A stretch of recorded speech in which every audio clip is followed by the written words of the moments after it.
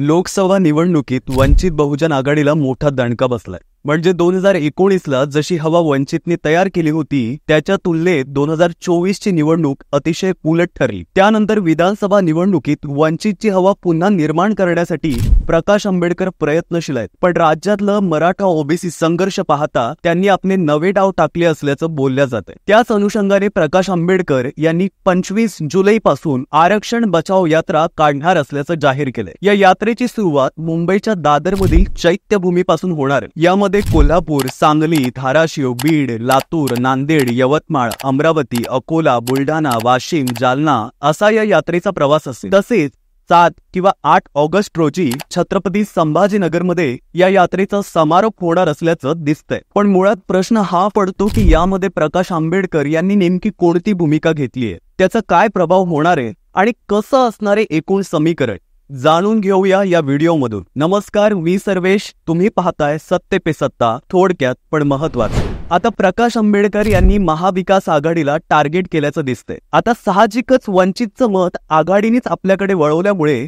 वंचितचं लक्ष आघाडीवरच असणार आहे। त्या अनुषंगाने मुख्यमंत्री एकनाथ शिंदे यांनी बोलावलेल्या सर्वपक्षीय बैठकीत काँग्रेस, राष्ट्रवादी, शिवसेना, उद्धव ठाकरे या पक्षाचे कोणतेही नेते उपस्थित नव्हते। यावर प्रकाश आंबेडकर यांनी प्रश्न उपस्थित केले। यामध्ये तोडगा काढायचा असेल तर तेथील श्रीमंत मराठ्यांचे जे पक्ष आहेत ते जोपर्यंत भूमिका मांडत नाही तोपर्यंत तोडगा निघत नाही। त्यामुळे वंचित बहुजन आघाडीकडून विनंती करण्यात आली होती की मुख्यमंत्री एकनाथ शिंदे यांनी व्यक्तिगत सर्वांना पत्र लिहावं। मनोज जरांगे पाटील यांनी मराठा समाजाला ओबीसींच्या कोट्यांमधून आरक्षण द्यावं ही मागणी केली आहे। यावर राजकीय पक्षांची भूमिका काय यावर विचारणा करून तोडगा काढण्यात येईल। यावर मुख्यमंत्री शिंदे यांनी आम्हाला आश्वासन दिलं होतं की आम्ही पत्र लिहू, मात्र अद्याप त्यांचं कुठलंही पत्र आलेलं नसल्याचं प्रकाश आंबेडकर यांनी सांगितलं। आता मराठा समाजाला ओबीसीतून आरक्षण देण्यासंदर्भात महाविकास आघाडीतल्या नेत्यांची काय भूमिका आहे हे त्यांनी जाहीर करावं असं आवाहन करून भुजबळ यांच्यासारखीच गुगली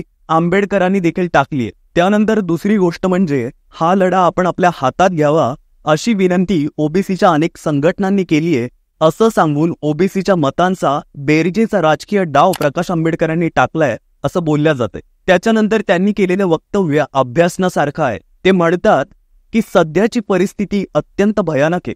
काही जण नामांतर आंदोलनाची आठवण करून देत आहेत। मराठा विरुद्ध ओबीसी असा वाद श्रीमंत मराठ्यांनी लावून दिलाय।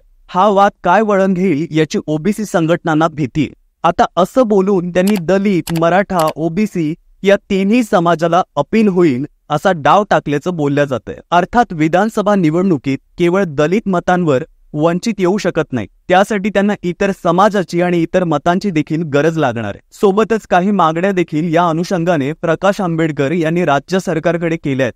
त्यामध्ये ओबीसीचं आरक्षण वाचलं पाहिजे, एससी एसटी विद्यार्थ्यांची स्कॉलरशिप डबल करण्यात यावी, ओबीसीच्या विद्यार्थ्यांना सुद्धा एससी एसटी स्कॉलरशिप तशीच्या तशी लागू करावी, घाई गर्दीत कास्ट फॉर्म देण्यात आले ते रद्द करावे, कुणबींना आरक्षण मिळावंच, आरक्षणात एससी एसटी आणि ओबीसी यांना पदोन्नती मिळावी, या 6 मागण्या आंबेडकरांनी सरकारकडे केल्या आहेत। म्हणजेच त्यांचा एकूण कल ओबीसी समाजाकडे असल्याचं दिसतंय। पण मराठा समाजाच्या आरक्षणाची भूमिका देखील ते स्पष्ट करतात, विद्यार्थ्यांसाठी आवाज उठवतात, कुणबी समाजाबद्दल बोलतात। एकूणच जी मतं वंचितकडे येऊ शकतात त्यांना ते टार्गेट करत असल्याचं बोलल्या जातं। सगळ्यात विशेष बाब म्हणजे लोकसभेत संविधान बचाव हा विषय प्रभावी आणि निर्णायक ठरला। त्याच पद्धतीने आरक्षण बचाव ही संकल्पना कदाचित निर्णायक ठरू शकते अशाही चर्चा आहेत।